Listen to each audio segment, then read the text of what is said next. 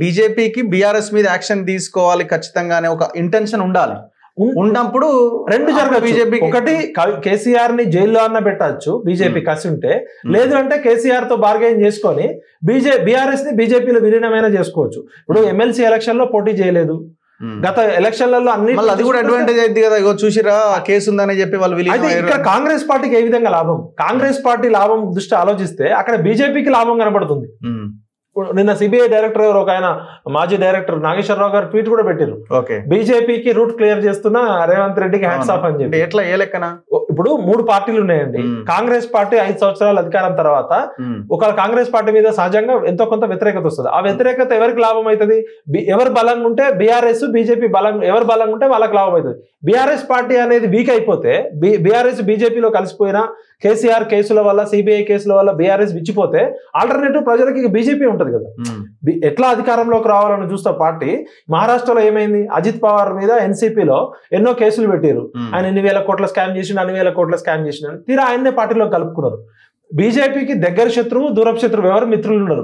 ఇవాళ బీజేపీ తాను ఎదగడం కోసం ఎలాంటి యంత్రం మంత్రం తంత్రమైన పాటిస్తుంది. కాంగ్రెస్ పార్టీకి ఏ విధంగా లాభం? ఇప్పుడు ఒకవేళ కాంగ్రెస్ పార్టీ నిజంగా కేసీఆర్ గారిని జైల్లో వేస్తే రేవంత్ రెడ్డి బాహుబలి అయ్యేటోడు.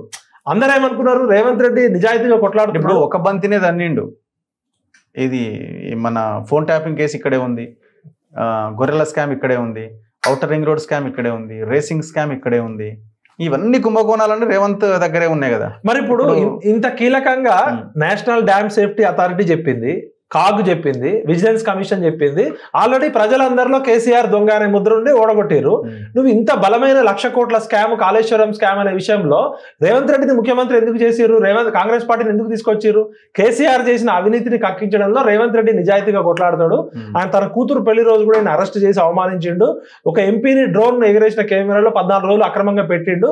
రేవంత్ రెడ్డికి ఉన్న పట్టుదల గట్టిది, కేసీఆర్ కి బుద్ధి చెప్తారని రేవంత్ రెడ్డిని ప్రజలంతా బాహుబలిగా జిక్కేస్తే నా వల్ల చేత కాదు, సిబిఐ చేతనైంది అంటారు. సిబిఐ ఏమన్నా 24 క్యారెట్ బంగారమా?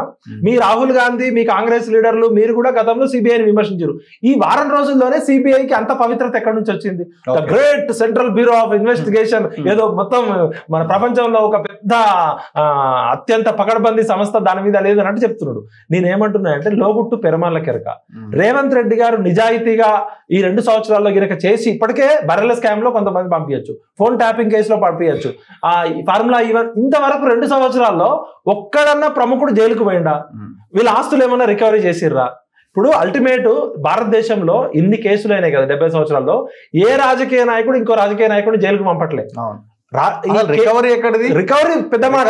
అసలు మీ కుక్క అరిస్తే నా కుక్క అరుస్తుంది అంటే, మీకు ఒక బొచ్చు కుక్క ఉంటుంది, నాకు బొచ్చు కుక్క ఉంటుంది. ఈ 2 బొచ్చు కుక్కలు కర్రవు, ఓన్లీ అరుస్తుంటాయి. మీరు అధికారంలో ఉన్నప్పుడు నా మీద ఆరోపణలు చేస్తారు, నేను అధికారంలో ఉన్నప్పుడు మీ మీద ఆరోపణలు చేస్తాను, కానీ చర్యలు ఉండవు.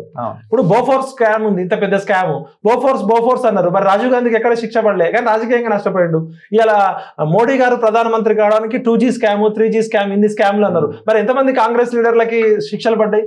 అంటే ప్రజలారా అర్థం చేసుకోండి, ఈ రాజకీయ నాయకులు చెప్పేది ఒకటి చేసేది ఒకటి, వీళ్ళందరూ కూడా డబ్బు చుట్టూ తిరుగుతారు. మరి మెగా కృష్ణారెడ్డి పేరెందుకు లేదు? ఇలా కేసీఆర్ గారి పేరుంది, హరీష్ గారి పేరుంది, ఈటల రాజేందర్ గారి పేరుంది, చిన్న చిన్న ఇంజనీర్ల పేరుంది. అసలు ఒక 20 సంవత్సరాల క్రితం డ్రైనేజ్ కాలువలు తీసి చిన్న చిన్న వ్యాపారాలు చేసుకునే ఒక కాంట్రాక్టర్ ప్రపంచ కోటీశ్వర్ల జాబితాలోకి వచ్చిన మెగా కృష్ణారెడ్డి పేరు రాదు. అసలు ఇది కాళేశ్వరం రిపోర్ట్ కాదు కదండి.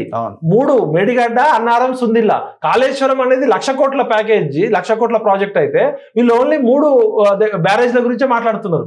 మొత్తం మెగా కృష్ణారెడ్డికి సంబంధించిన పంపులు మురిగిపోయినాయి. చాలా కాంట్రాక్టర్లు దీనిలో 1,00,000 కోట్లు మింగిన అంటున్నారు కదా. ఓన్లీ మీరు మేడిగడ్డ, అన్నారం, సుందిల్లకే ఎందుకు పరిమితమయ్యారు? వాళ్ళు పీసీ ఘోష్కి ఇచ్చిన టర్మ్స్ అండ్ రిఫరెన్స్ లో మొత్తం ఇవ్వాలి కదా, మొత్తం కాళేశ్వరం మీద చేయాలి కదా. ఇలా మీడియా కూడా చాలా మాట్లాడుతుంది. అసలు ఫస్ట్ దొంగ తెలంగాణలో మెయిన్ స్ట్రీమ్ మీడియా. ఏ పేపర్ కూడా ఈ విషయం రాయట్లే. కాళేశ్వరం మీద కమిషన్, ఆయన కాళేశ్వరం మీద కమిషన్ కాదు, ఆయన ఓన్లీ 3 బ్యారేజ్ల మీద కమిషన్. ఇప్పుడు సింపుల్ లాజిక్ అండి, అసలు కాళేశ్వరం అనేదే ఒక ఫ్రాడ్, సైకలాజికల్ ఫ్రాడ్. ఎట్లా అంటే, ఇప్పుడు ప్రాణహిత చేవెళ్ళ ప్రాజెక్టు ప్రాణహిత దగ్గర కట్టాల్సింది ఆల్రెడీ 11,000 కోట్లు ఖర్చు పెట్టారు. 38,000 కోట్లు అయితే ఆ ప్రాజెక్ట్ అయిపోయేది. ప్రాణహిత దగ్గర అయితే నీళ్లు లేవు, మేడిగడ్డ దగ్గర అయితే నీళ్లు ఉన్నాయని చెప్పి తీసుకొచ్చి చేసారు. మరి నిజంగా ఇవాళ చూస్తే 30,000 కోట్లది 1,00,000 కోట్లకు ఎందుకు పోయింది? ఇవాళ 1,40,000 కోట్లు. ప్రజలారా ఒక్కటే ఆలోచించండి, కామన్ సెన్స్. ప్రాణహిత దగ్గర నిజంగా నీళ్లు లేవా? మేడిగడ్డ దగ్గర నీళ్లు ఉన్నాయా?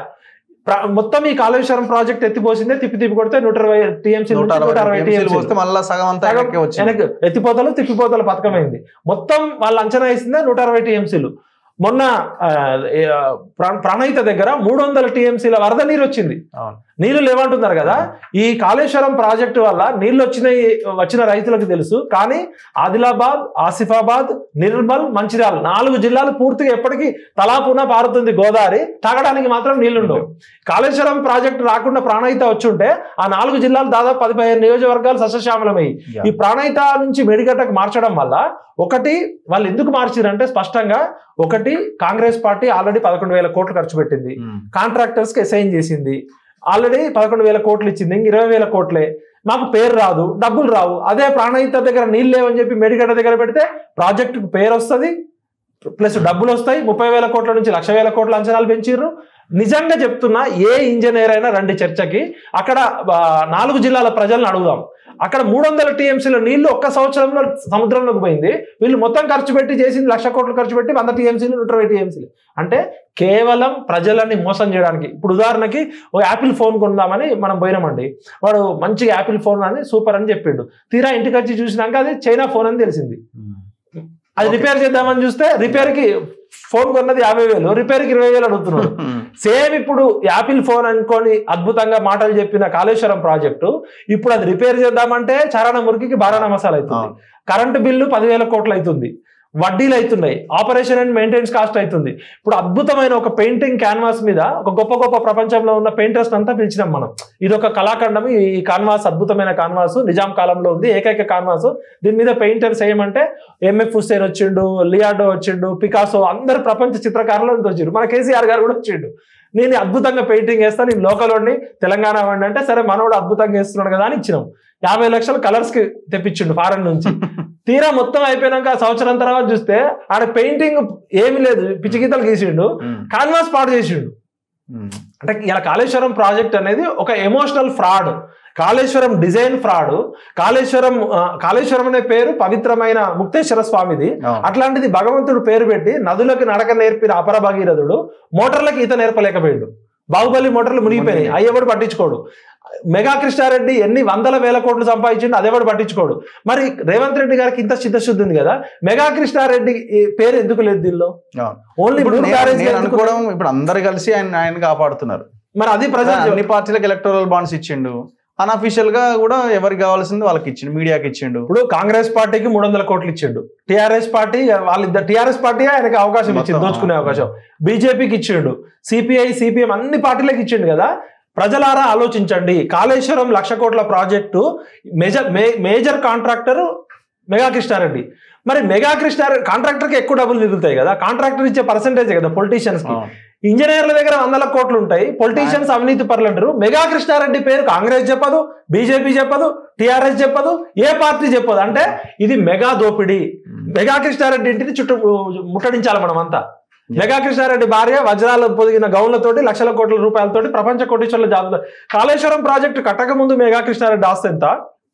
తెలంగాణ గవర్నమెంట్ ఆయనకి 10 సంవత్సరాలు ఎన్ని ప్రాజెక్టులు ఇచ్చింది, దాని మీద వేయాల. చిన్న చిన్న చేపల్ని పట్టుకొని పెద్ద పెద్ద తిమింగలాన్ని బ్లాక్ మెయిల్ చేస్తున్నారు.